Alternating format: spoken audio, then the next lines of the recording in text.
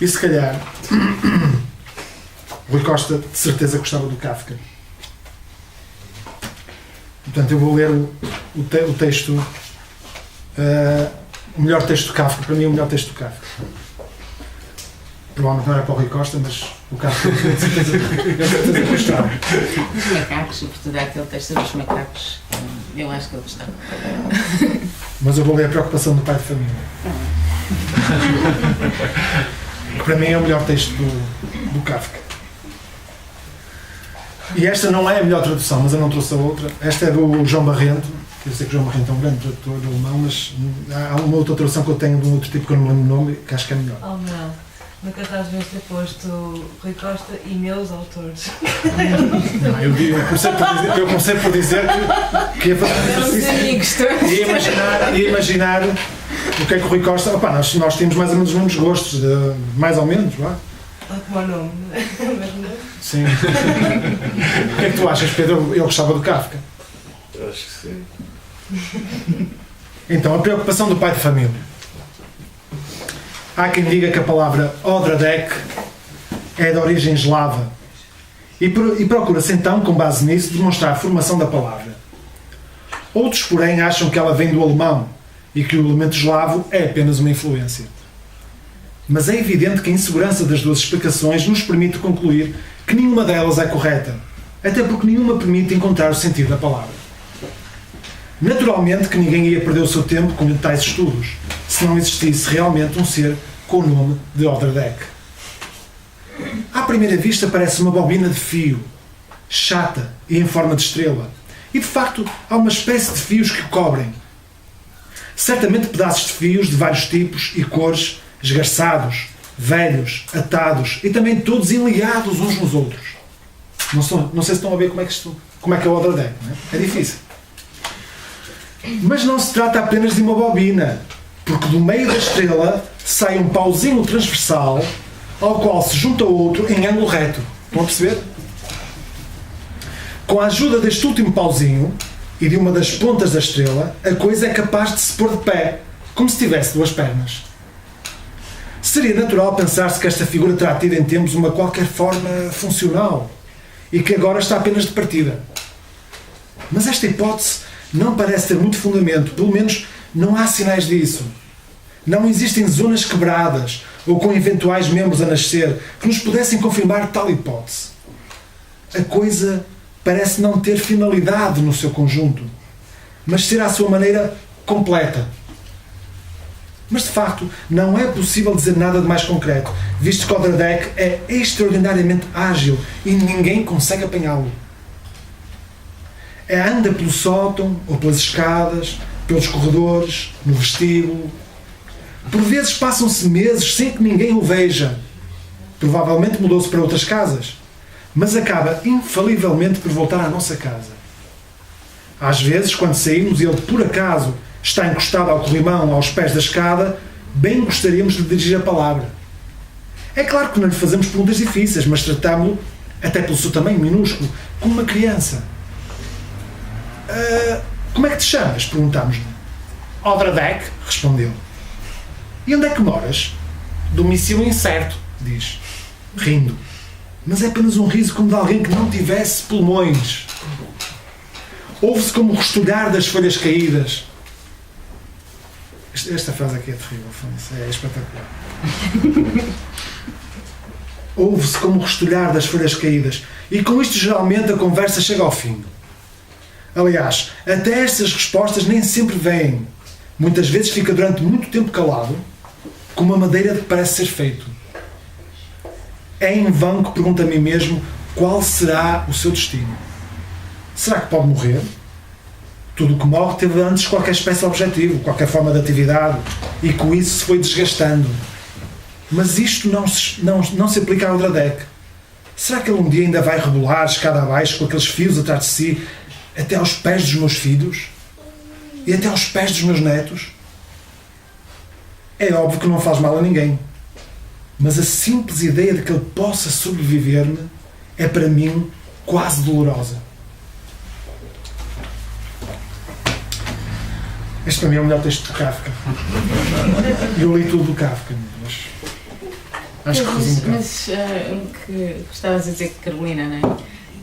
Da questão, e trouxeste os teus autores, não trouxeste os deles. A questão é que eu de facto penso que há aqui uma empatia com aquilo que nós ainda não discutimos. E estes seriam textos que o Rui queria discutir com o Rui. De certeza. Rui entre Rui. Não, mas é curioso, porque nós provavelmente laboramos no erro que muita gente acaba por cair, não é? Quando se juntam 2 ou 3 tipos com o mesmo interesse, neste caso era a literatura, que em vez de falarmos daquilo que interessa, começamos a falar do métier, não é?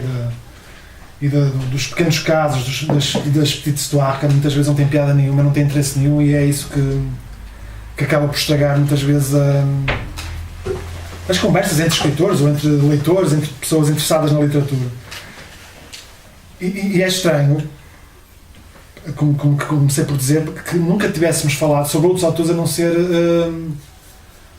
aqueles pequenos casos de porcaria que não tem interesse nenhum. Aquele tipo que disse mal do outro, o crítico que escreveu mal sobre não sei o quê, o gajo que tinha escrito um livro que toda a gente achava piada e que nós dizíamos que era estúpido, não fazia sentido. E não acabamos por fazer as coisas que realmente... Quer dizer, se calhar isso interessa, não sei o que é que interessa ou deixa de interessar. Mas é estranho como é que depois de tantos almoços e... Eu não sei se ele falou um tipo, por exemplo, sobre autores que gostava, Pedro. Connosco nunca falamos sobre isso. Era raro falar. Com a Margarida, pelos vistos, trocou algumas impressões sobre o assunto, mas... Ele tentou, não sei se chegou a ser editado uma tradução da Margaret Atwood. Sim, que ele estava a fazer. Ele chegou a terminá-la, mas ele era fascinado por ela. Sim, eu peço desculpa, mas eu acho que o Rui consumia autores. Eu às vezes entrava lá nas salas e era livros no chão ao lado, ele lia 3 ou 4 livros ao mesmo tempo. Eu há bocado quando disse aquilo não foi piada. Sim, eu compreendo. Portanto, dá-me a impressão que ele era um consumista de livros, portanto, acho que lia tudo, não tinha... Pois. Era capaz de ler a Bíblia também. É verdade, eu tenho uma edição do Tao Te Ching, há bocado estava a contar ao Rui como é que ela me chegou. Eu tenho uma edição do Tao Te Ching. Eu sei o que é que ele não gostava. Os poetas tradicionais, pronto, eu não vou agora dizer quais são, mas eu sei o que é que ele não gostava. Mas se calhar também Margarida não gosta, nem o Rui Amaral gosta. Pois. Não sabemos. Eu gosto de Camões, mas não era propriamente o que o Rui não gostava. Não, eu apenas estava a dizer que lamentava, realmente só temos consciência disso às vezes à distância e quando já não estamos com as pessoas, que muitas vezes as nossas conversas acabem por resvalar para coisas que não têm interesse rigorosamente nenhum, que com o tempo deixam de serem... Claro que naquele contexto fazia sentido, pronto, mas... Conversas muito sérias sempre deve ser um peso, não é? Se vais falar com os teus amigos sempre de assuntos sérios e sempre de coisas... Sim, mas quer dizer, entre 3 tipos que escreviam, pelo menos, não é? Não falar sobre os autores preferidos é difícil, não é? É estranho. E realmente eu não me lembro, a não ser o Daniel Maia Pinto Rodrigues, que eu acho que ele também provavelmente gostava por uma questão de... mais de... como é que é dizer? Também era um pouco outsider. Por ser um pouco outsider, era uma forma gira de... não escolher os autores mais evidentes. O Gonçalo M. Tavares, é verdade. É verdade. E aliás, das últimas vezes que estivemos juntos, eu tinha acabado de comprar um livro, não lembro qual é, mas que ele estava muito entusiasmado. Ele gostava bastante do Gonçalo M. Tavares.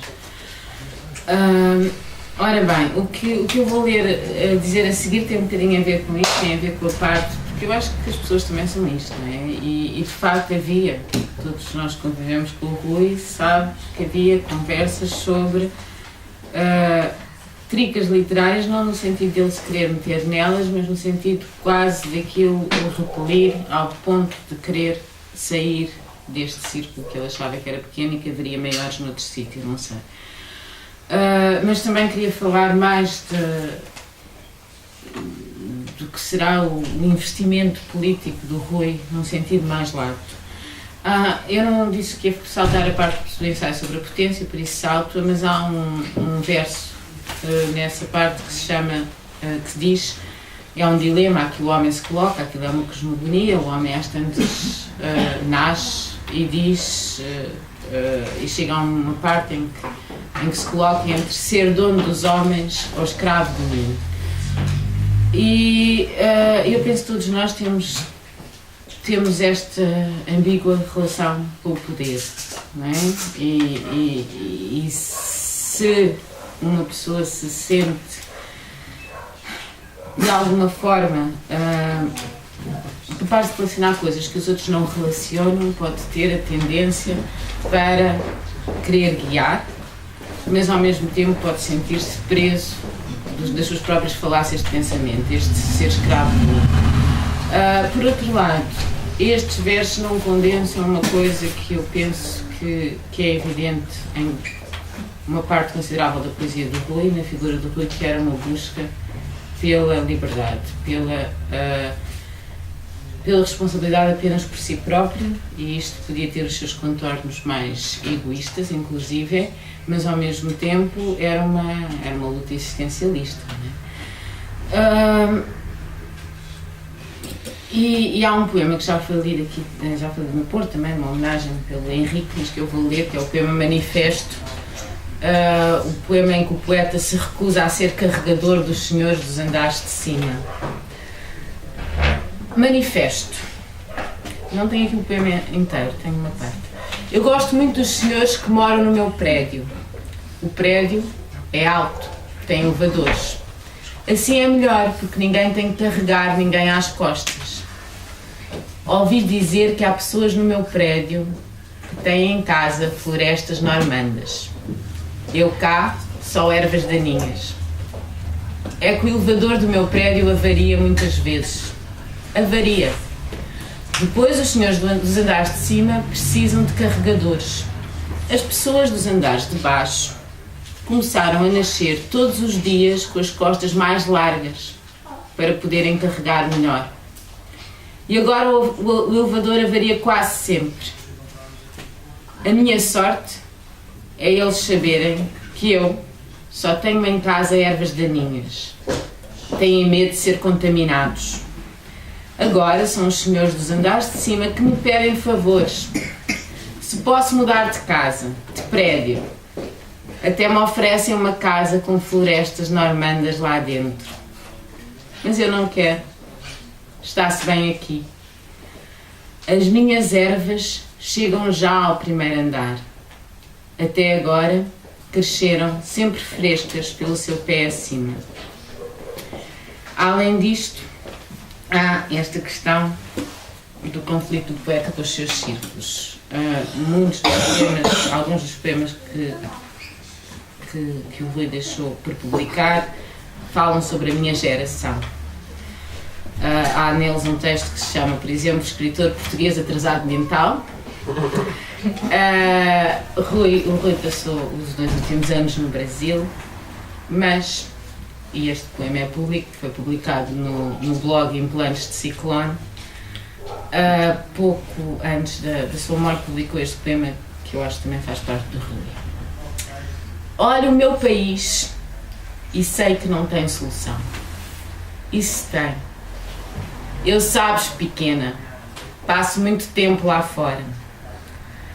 A solução, a cena, as coisas, são pessoas vivas. Mas como ressuscitá-las? Dá muito trabalho. Não sei como fazê-lo. E se soubesse, sou tão preguiçoso. Como fazer um país de mortos? Vendendo talhões de cemitério aos moribundos? Um país onde as pessoas viriam morrer? Morra em Portugal. É barato e não lhe vai fazer mal. E vamos agora passar para... Posso só dizer uma coisa? Diz. Entrando no plano mais pessoal, eu acho que o Rui era uma pessoa extremamente frontal, muito sincera, com um grande sentido crítico